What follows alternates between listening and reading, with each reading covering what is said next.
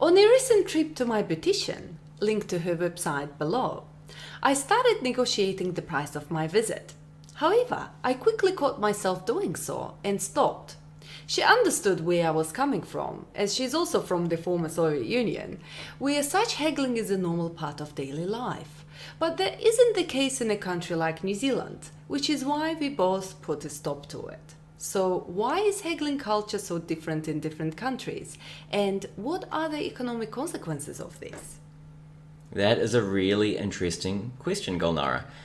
Such bargaining does depend on the expectations of consumers and producers. So bargaining cultures will tend to support individuals bargaining, while societies that do not will make it costly. This set of incentives describes what we call strategic complementarity. This situation implies that both societies with bargaining and those without are equilibrium outcomes, where people's incentive is to do what everyone else is doing. We call these bargaining and non-bargaining equilibrium states of the world. To evaluate these outcomes, these states, we want to think more deeply about price setting and market structure within each of these states. Then we can posit ways to test this with data, and also think about how differences in the data between countries may be due to the acceptance of bargaining. The two mechanisms that we'll focus on here are price discrimination and tacit collusion with price discovery. These aren't the only potential solutions, but they're the ones we really want to give a go in this video.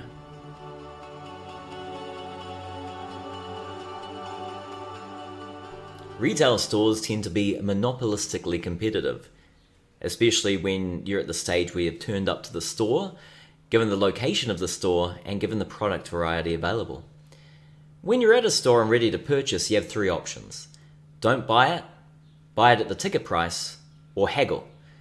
In the face of haggling, the store has its own incentives to either haggle back or to tell you to get bent. The willingness to haggle on both the consumer's and the firm's behalf depends on whether it is something they expect other people to do. It feels pretty stink to go and haggle just for the other person and the customers around to look down their nose at you. However, this is more than just some concern about underlying social judgment. The act of haggling is something the firm would like to be prepared for, and the act of undertaking haggling puts pressure on other customers in the store to take on the cost of haggling themselves. All these incentives can be articulated through the concept of price discrimination. Price discrimination is a fascinating issue. A big reason why we are viscerally uncomfortable about the idea of price discrimination is because it's discrimination. Two people who are buying the same product can be charged different amounts for it, and this seems fundamentally unfair. In this haggling case, such discrimination doesn't work by having a price and marking it up for some and down for others. Firms, in the face of bargaining, will increase the ticket price relative to a situation without bargaining. This will make it necessary for customers to negotiate simply to receive the price they would have in the absence of bargaining. And given such negotiations are costly, that immediately puts a cost on those consumers. As a result, if you're not equipped to bargain, you end up paying a higher price.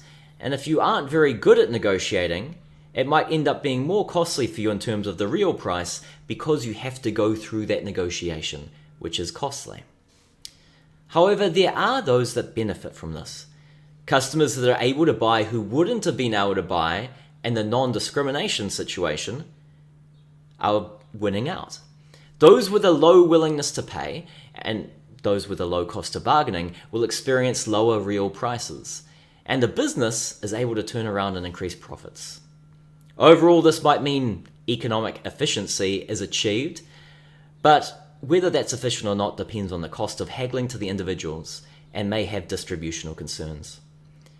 If the industry is fully monopolistically competitive, low entry barriers will see the increase in business profits largely evaporate.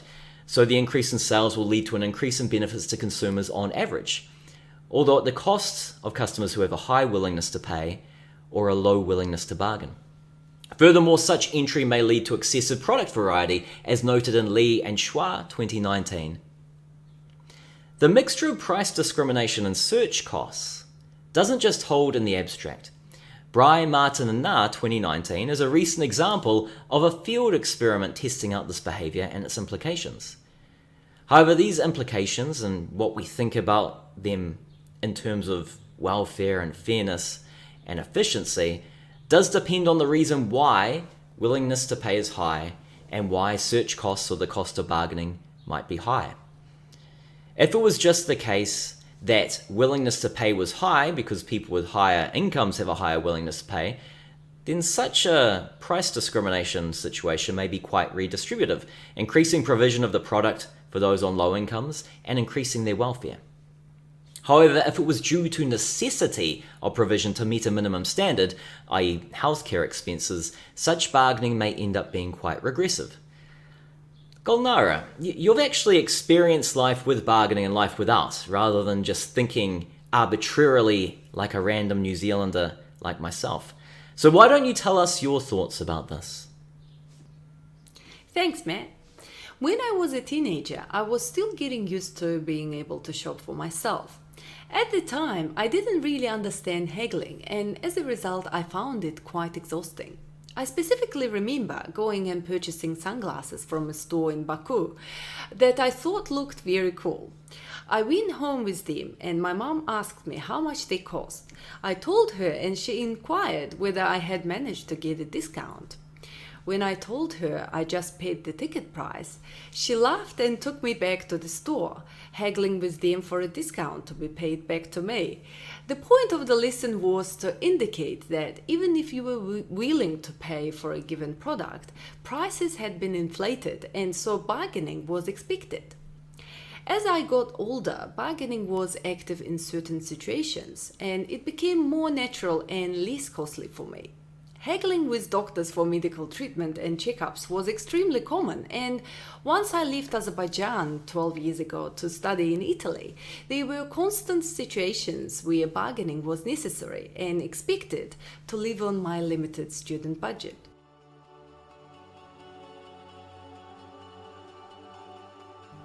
Now I'd like to change tack a little bit. Although bargaining may be a tool for price discrimination, it also influences the nature of competition in the market. We recently talked about tacit collusion when chatting about Nurofen prices. Furthermore, an understanding of tacit collusion helps us to understand economic cycles and the recent discussion about freezes, something we have blogged on. What does this have to do with tacit collusion? Well, when comparing the Rothenberg and Salona model to the Green and Porter model, we noted that a major issue was that of information.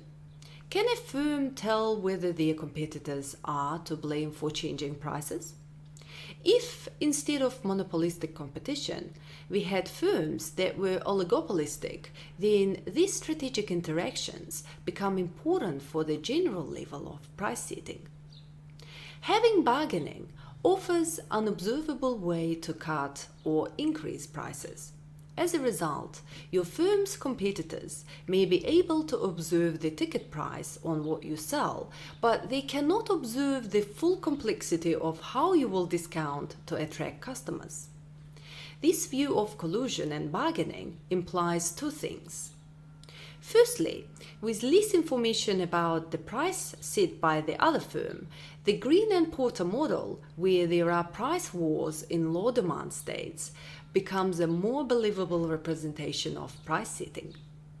As a result, pricing dynamics over the economic cycle may look quite different in countries with significant consumer bargaining.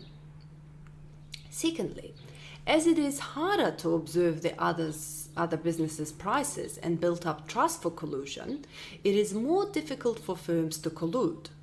In countries where bargaining doesn't occur, firms can loudly commit to a certain level of prices and thereby find ways to tacitly collude and keep prices higher.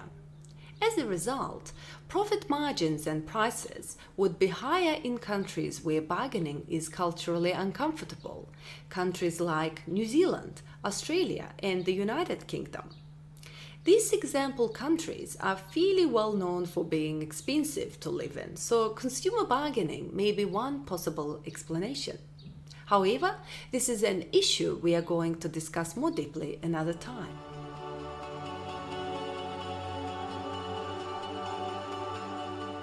To sum up, with price discrimination and tacit collusion, we've outlined two of the possible mechanisms that may differentiate market outcomes in countries with active market bargaining and those without.